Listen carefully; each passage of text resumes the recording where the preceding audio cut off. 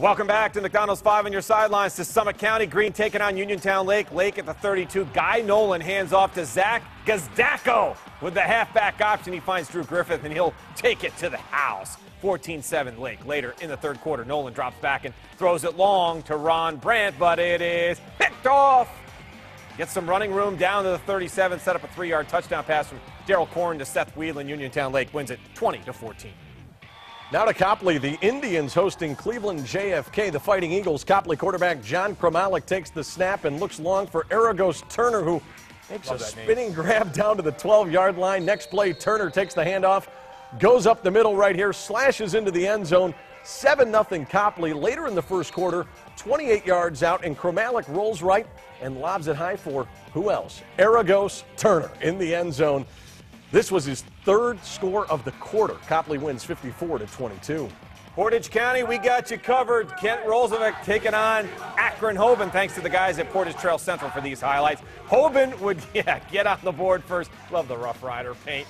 Dominic Orsini connects with Zach Leone for the touchdown, and HOBAN on top 7-0. Roosevelt, though, would strike right back. Trayvon Chapman, remember that name. He hooks up with Robert Thomas, who takes it to the end zone. We're all tied up at 7. Roosevelt goes on to win it, 36-17.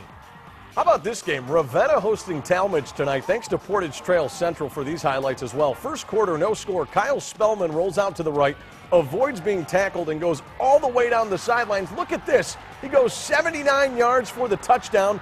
This is when Ravenna took a 7-0 lead. Now Talmadge tied the game in the second. Anthony Gatto able to hand the ball off to Johnny Lynn, who takes it 4 yards for the touchdown.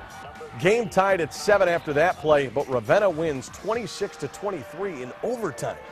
Great week number 1 here for the McDonald's 5 on your sidelines, with a bunch more action coming up tomorrow, highlighted by the charity games down at Cleveland Browns Stadium. Game 1 features conference rivals, North Royalton, Brecksville going at it. They're actually not conference rivals. Brecksville is in the Southwest Conference. And then the nightcap, it's a battle of the reigning state champs. Then you also have Glenville versus St. Ed's at Lakewood. Iggy against Mooney. I think it's very hard to prepare for a rivalry game in week 1 just because there's a lot of unknowns. There's a lot of unknowns with what's going on with the game. It's exciting, and again, like Coach Black said, there's a lot of secrets out there. We don't know what's going to happen. First week of the season with high school football, there's tons of mistakes as it is, and that's what makes the game so great. Play at Cleveland Stadium and the Browns and how these kids have just spent their lifetime looking at the Browns players on that field, and to walk out there in pregame and run around, there's going to be a few minutes where anything I say will not make a difference. I love listening to him. You got to love a guy who teaches Shakespeare. All right, let's talk a little bit about these games. What excites you about these games? I like Brecksville and the Bees against North Royalton with Tom Tupper Jr. at quarterback. I also like Wildcats to beat up on Youngstown Cardinal Moon. You think they'll beat up on Moon? Yes, I do. I think they'll win by 2 touchdowns. I'll tell you what, I think that first game is going to be a shootout between the Bees and Bears. I really do. I think it'll be a battle of quarterbacks and offenses.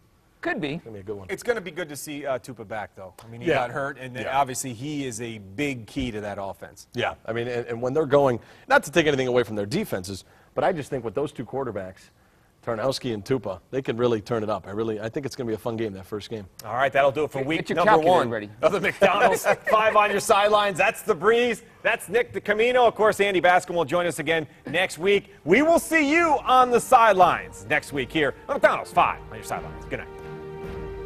Closed captioning of News Channel 5 at 11 is sponsored by Serpentini Chevrolet. Wake up with Macy Jepson and Mike Dunstan on Good Morning Cleveland for Power of 5 weather and traffic updates. Get prepared for the day ahead. Watch Good Morning Cleveland weekdays from 4:30 to 7.